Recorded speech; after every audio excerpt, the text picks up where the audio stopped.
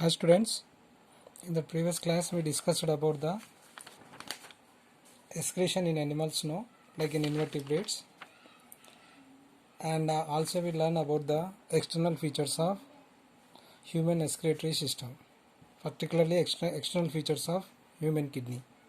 Human excretory system consisting of, once again I am repeating that all that important points related to this.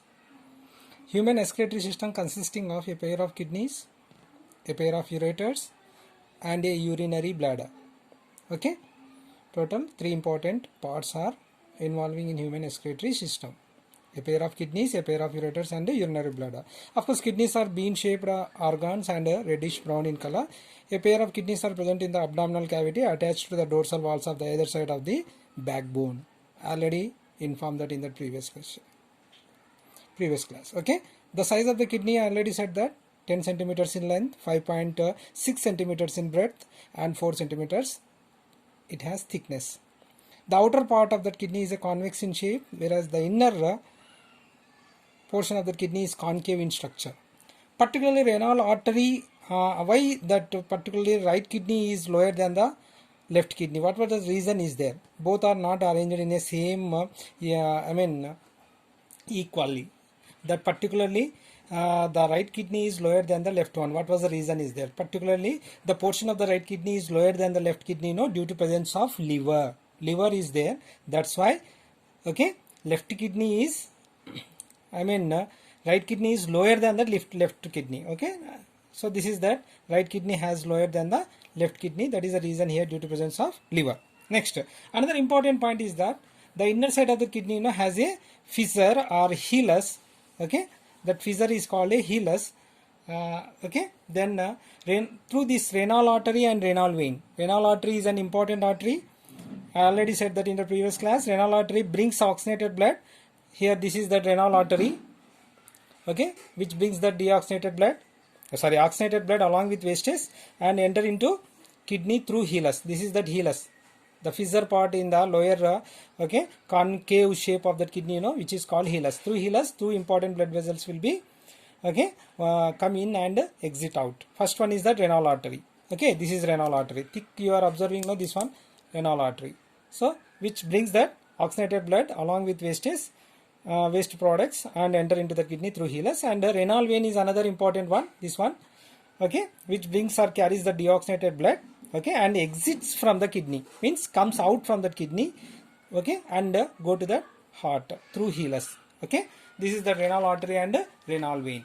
Next one, if you observe that the structural and functional structure of that kidney is that, nephron. Nephron is the structural and functional unit of a kidney, means nearly 1.3 to 1.8. 1.3 to 1.8. Here these are the nephron structure. Okay, nephron structure, this one.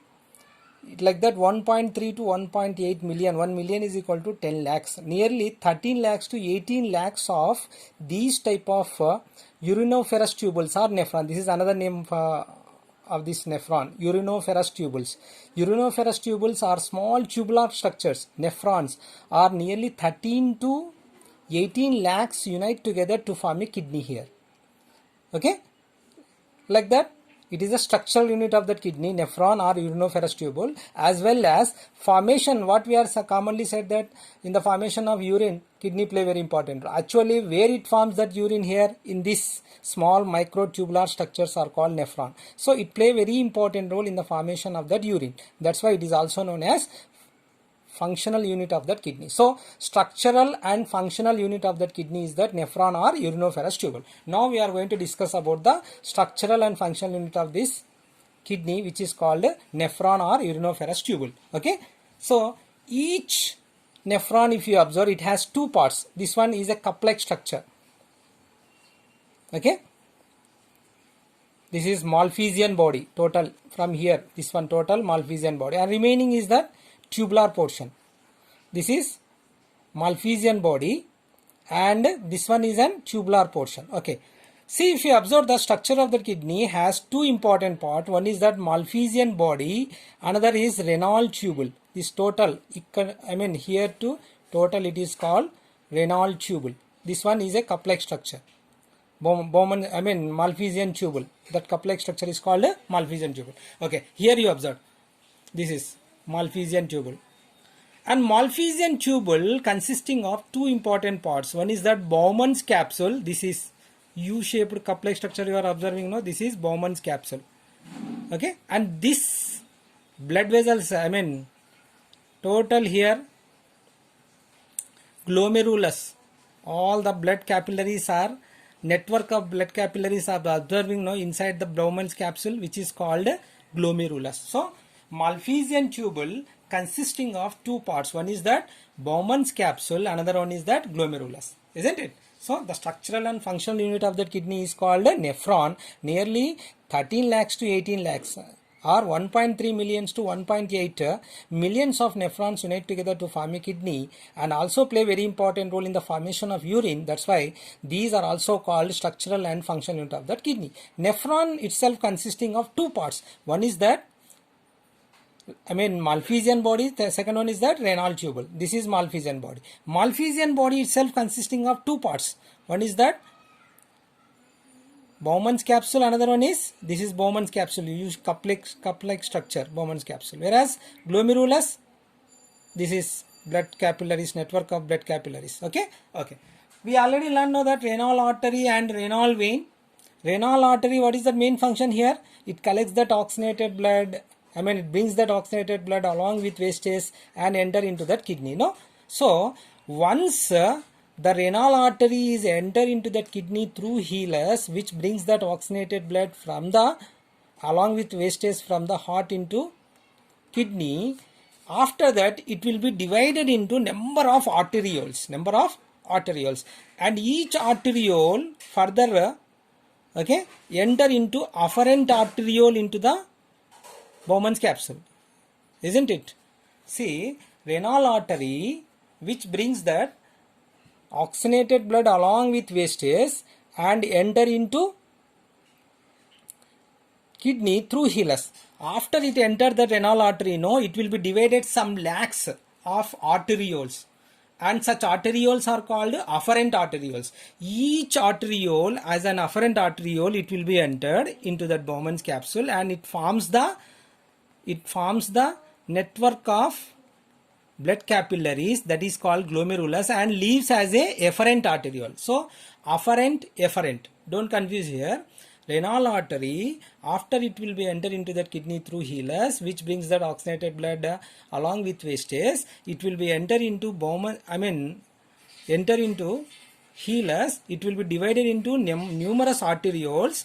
Each arteriole is called afferent arteriole. Afferent arteriole is entered into the Bowman's capsule, and it forms the network of blood capillaries are called glomerulus, and leaves as a efferent arteriole, isn't it? Like that, afferent and efferent, don't confuse yourself, isn't it?